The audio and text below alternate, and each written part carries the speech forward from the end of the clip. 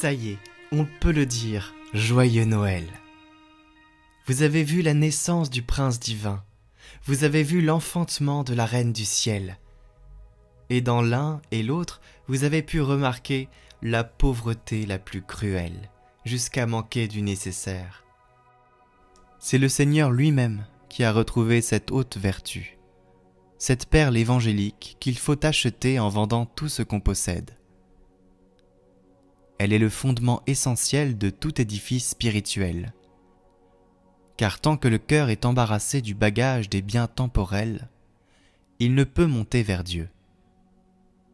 Aussi, saint François disait-il, « Sachez mes frères que la pauvreté est la voie spirituelle du salut, le foyer de l'humilité et la racine de la perfection dont les fruits sont nombreux, mais cachés. » C'est une grande honte pour nous de ne pas l'embrasser de toutes nos forces et de nous charger de superflu quand le Seigneur du monde et Notre-Dame, sa mère, l'ont si strictement et si sévèrement observé.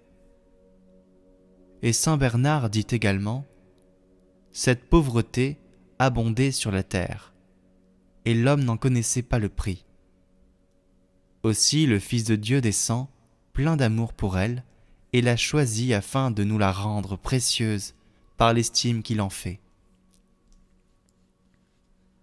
Ornez le lit, ornez-le d'humilité et de pauvreté. Voilà les langes où il se plaît, au témoignage même de Marie.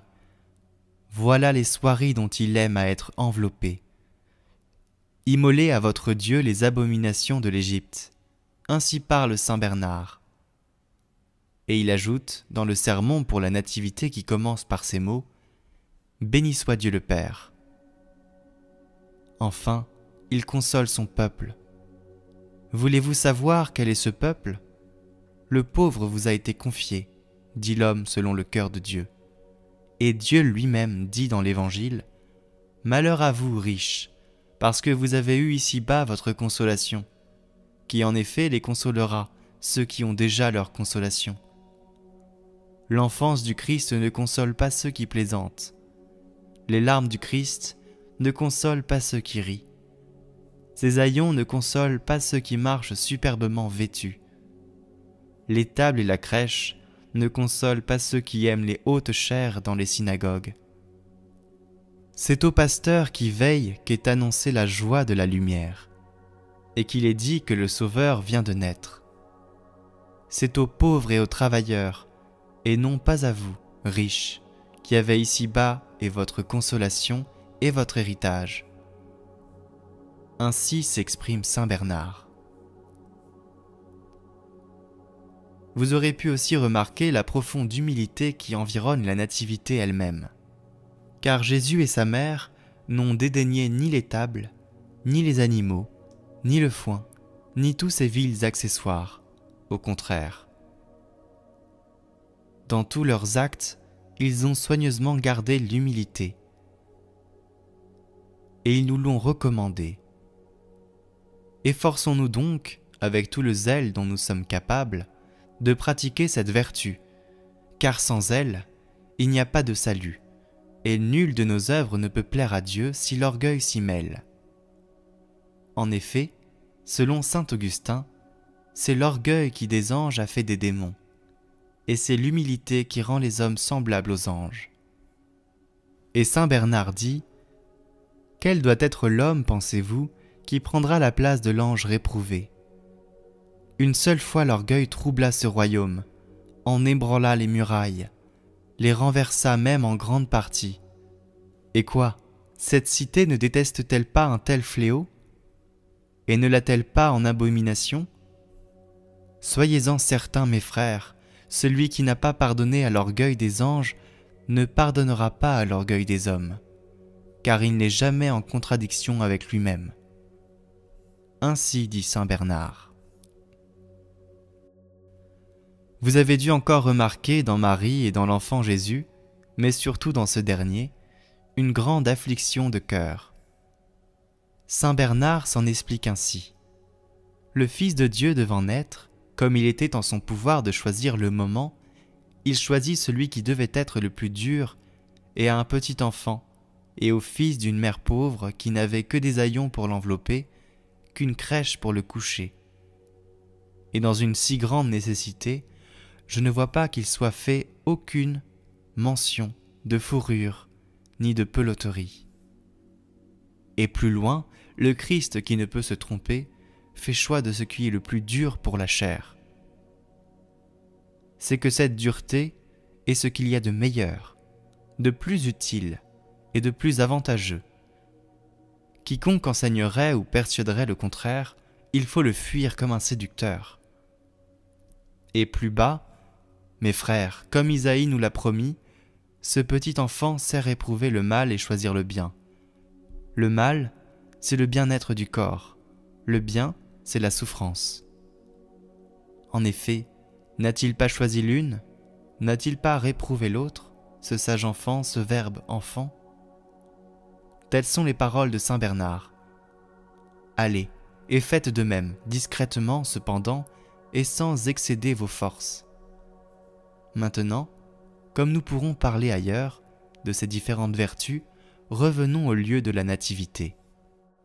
Le Seigneur étant donc né, les anges qui étaient présents en grand nombre adorèrent leur Dieu, et immédiatement se rendirent près des bergers, à environ 1 mille de là, et leur annoncèrent la nativité et le lieu où elle s'était accomplie. Puis ils remontèrent aux cieux en chantant leurs cantiques de joie, et apprirent la bonne nouvelle à leurs concitoyens. Toute la cour céleste, dans les transports de bonheur, d'allégresse et de louange, rendit des actions de grâce au Père, et successivement, chacun à leur rang, les ordres des esprits angéliques descendirent et vinrent se présenter devant le Seigneur Jésus, l'adorant en toute révérence, ainsi que sa mère, et lui chantant des hymnes et des louanges. Quel est en effet celui de tous les anges qui serait resté dans les cieux après une semblable nouvelle, et qui ne se serait pas hâté d'aller visiter son Seigneur si humblement établi sur la terre?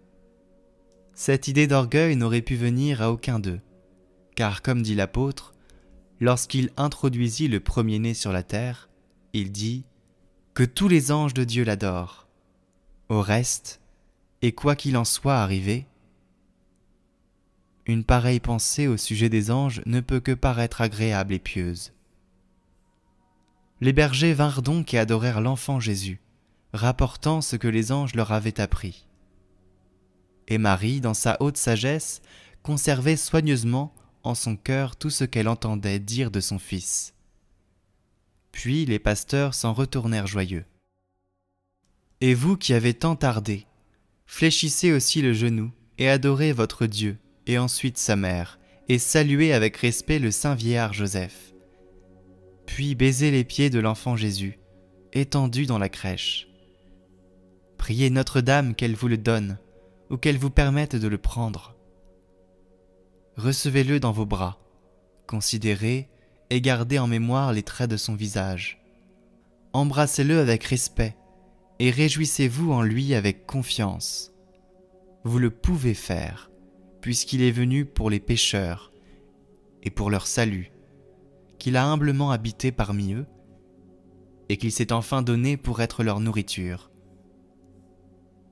Aussi sa bonté consentira patiemment à se laisser toucher par vous, et il ne l'imputera pas à votre présomption, mais à votre amour. Néanmoins, faites tout cela avec révérence et avec crainte, car il est le saint des saints. Ensuite, rendez-le à sa mère, et admirez avec quelle adresse et avec quel dévouement elle le tient, l'allaite, et lui rend tous les services nécessaires. Aidez-la si vous pouvez. Réjouissez-vous, abandonnez-vous délicieusement à ses soins et à cette fréquente méditation. Servez autant que vous le pourrez, et l'enfant Jésus et sa mère, et arrêtez-vous à considérer ce visage que les anges ambitionnent de contempler.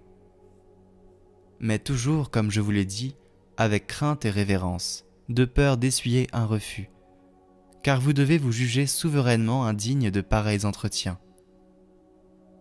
Vous devez aussi songer avec joie à la grandeur de la solennité de ce jour. Aujourd'hui, en effet, est né le Christ. et ce jour est vraiment le jour natal du Roi éternel et du Fils de Dieu vivant. Aujourd'hui, un fils nous a été donné, et un petit enfant nous est né. Aujourd'hui, le soleil de justice qui était caché sous un nuage brille de tout son éclat. Aujourd'hui, l'Esprit Saint, le chef de l'Église des élus, sort de son lit nuptial.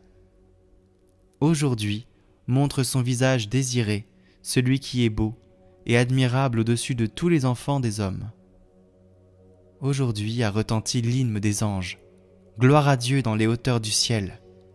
Aujourd'hui, la paix a été annoncée aux hommes, selon la parole du même hymne. Aujourd'hui, comme l'Église le chante par tout l'univers, une rosée de miel a coulé des cieux, et les anges chantent sur la terre. Aujourd'hui, pour la première fois, apparaissent la bonté et l'humanité de Dieu, notre Sauveur. Aujourd'hui, Dieu a été adoré sous la forme de la chair pécheresse.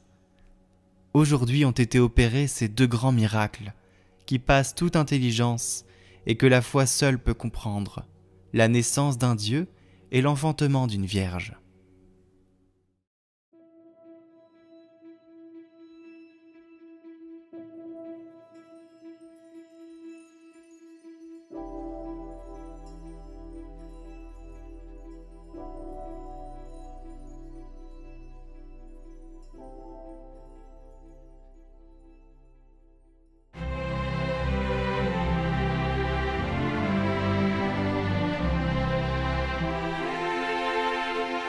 Recevez la parole de Dieu chaque jour sur Catoglade.